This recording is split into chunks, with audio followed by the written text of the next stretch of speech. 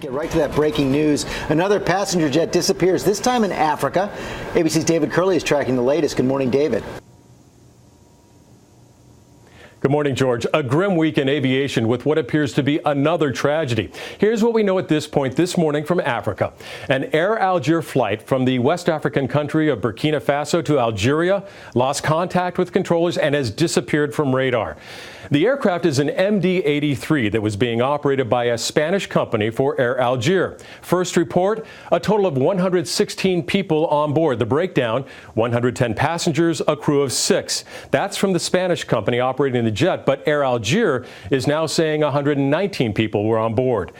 The jet was 50 minutes into its flight when contact was lost, and French sources say it went down in northern Mali.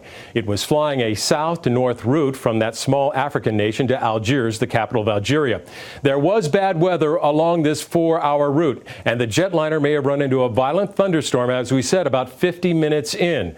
There is a report the crew was asking to be rerouted when contact was lost. A list of nationalities of those on board has been released, among them 50 French nationals, 4 Canadians, no Americans listed so far. Now, the French have sent 2 fighter jets to look in this remote area of Mali. It's desolate and sparsely populated. Also a conflict zone. A branch of Al-Qaeda is actually operating there, George.